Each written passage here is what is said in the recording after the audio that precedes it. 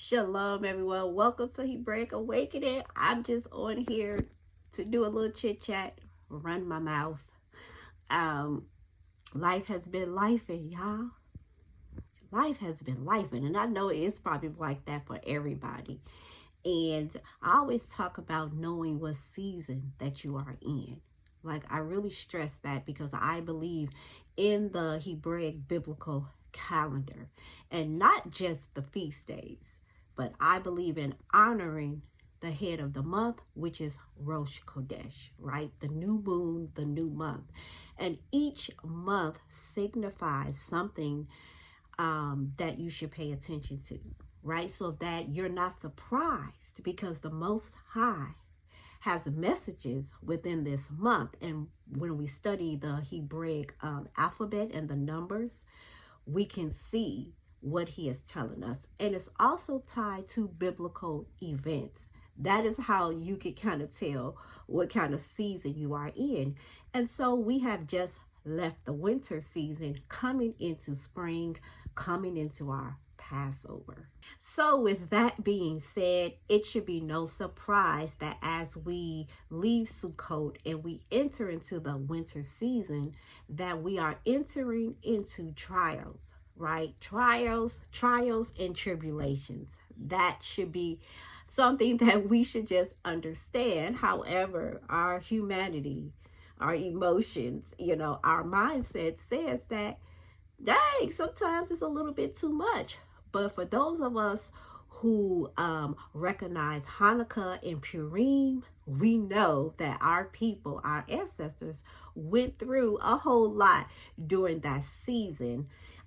You also have seasons where the temple fell twice in a particular season. So you pay attention to the seasons that you're in. And I always talk about the season of the witch, and not to glorify sin or evil, but just to know what season you are in. So it's a lot of stuff that has been happening. My daughter was involved in a horrific car crash, which left her lower spine fractured, and she had to be helicoptered to a specific hospital to have spinal surgery. Thank the Most High she could walk. And her story is just like, I got grays, if you can see it. I mean, grays just coming everywhere. We experienced death in our family, which was just chaotic to say the least. I mean, so many little things that has been happening. And really, one of my sister friends said something, very monumental to me. It's that distractions can come in a big way. Distractions does not necessarily have to be little bitty things that irritate you. There could be big, eventful distractions that will come to get you off course. And so I'm like, man, that is so true, because the things that has been happening, I haven't been putting out videos, but I'm not really consistent like that anyway.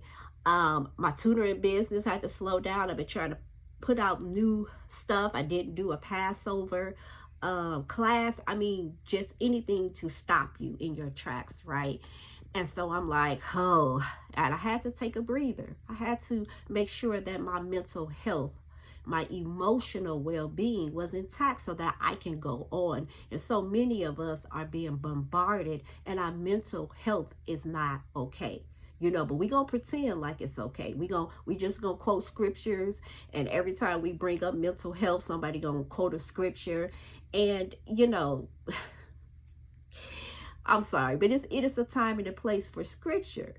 But you are responsible for your mental well-being, right? And you can say affirmations, which has helped me tremendously. But if you don't get off your hind parts and do something, like when you are depressed, and get up and have your routine, your supplements, right?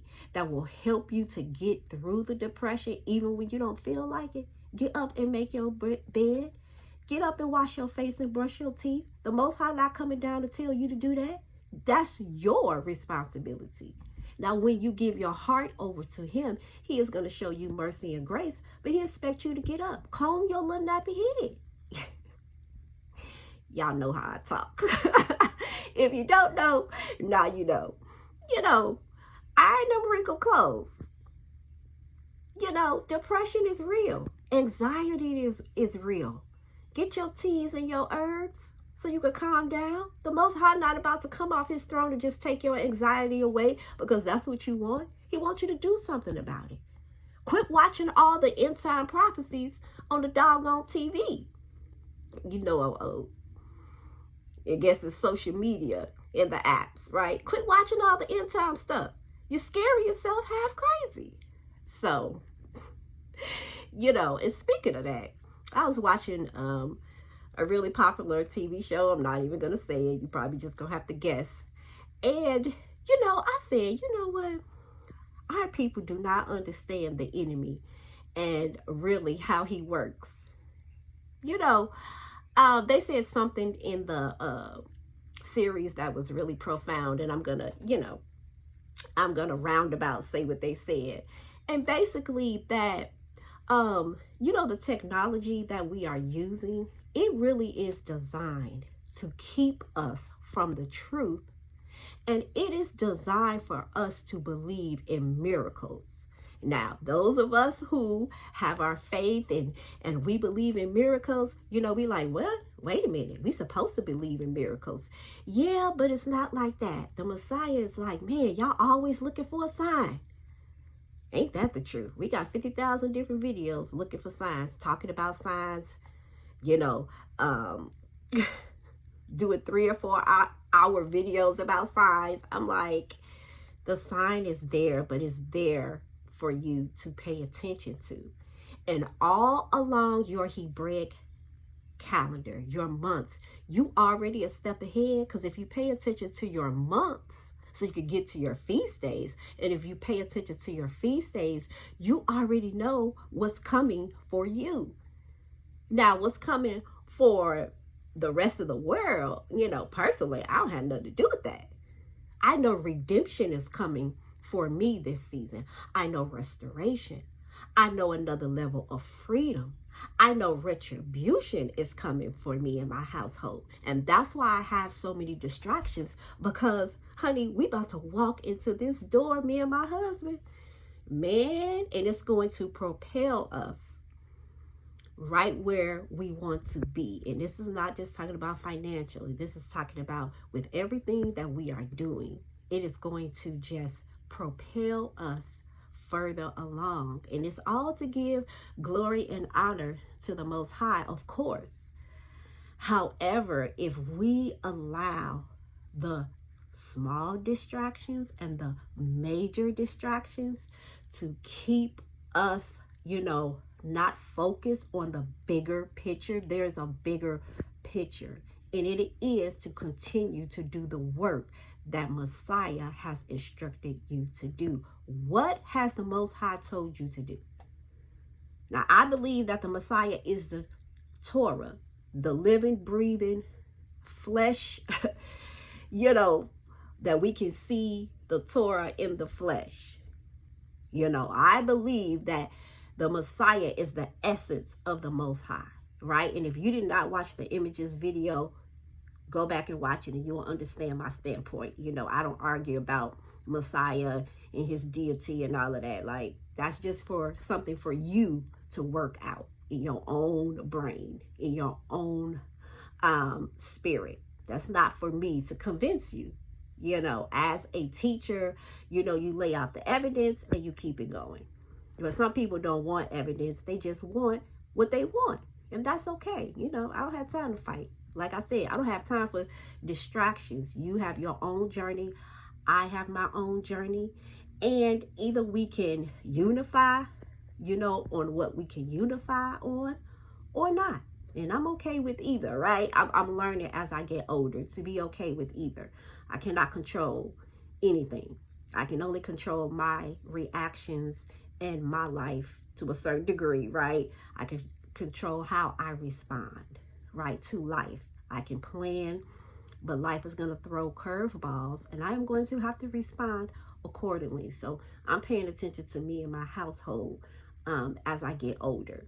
I'm paying attention to those who want to unify, to those who have a like mind. Not that we agree on everything, because we all are different, but that we have a like mind and we can come together. And the women in the mental wellness group, we are having such a great time. And we're also really tackling some hard issues. Like one of the issues we are tackling this month is our femininity. Exploring that. Some of us, have a different ideology about being feminine. And that's okay. We're going to explore it together.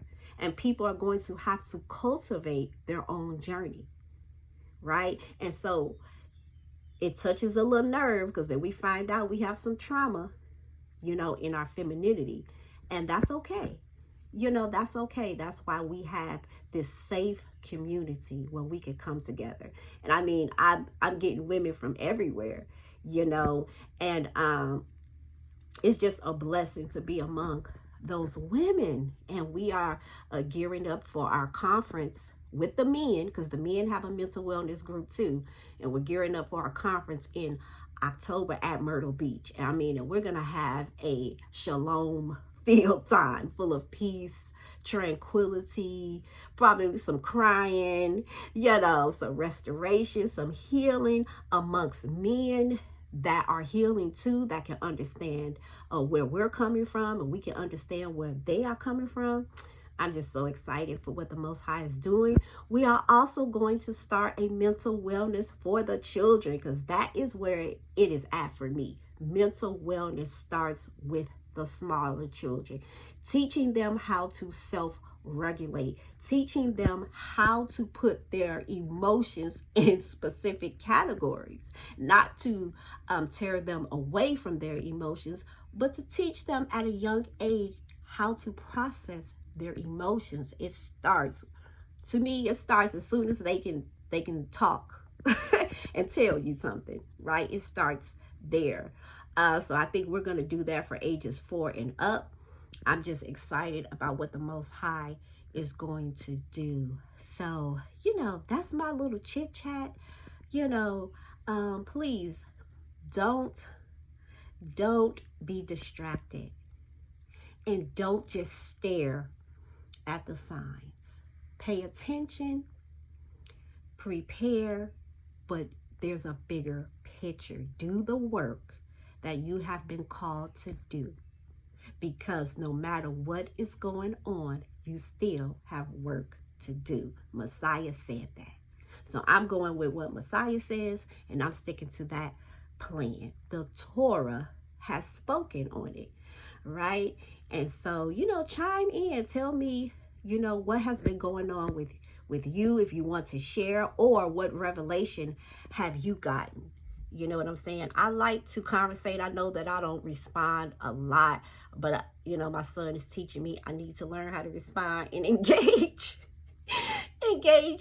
my audience. So I'm going to get a little bit better with that. But I would like to know. I just like to have mature and educated conversations. I don't like to go back and forth with people that don't know how to use their words. So I think that's why I keep my words minimum in the comment section, but I'm going to have to mature and grow even in that, right? So that's why I let some comments just stay. People call me Jezebel because I got makeup on and my hair pressed and my nails done. I'm like, y'all, earrings on, jewelry. I'm a Jezebel. Okay.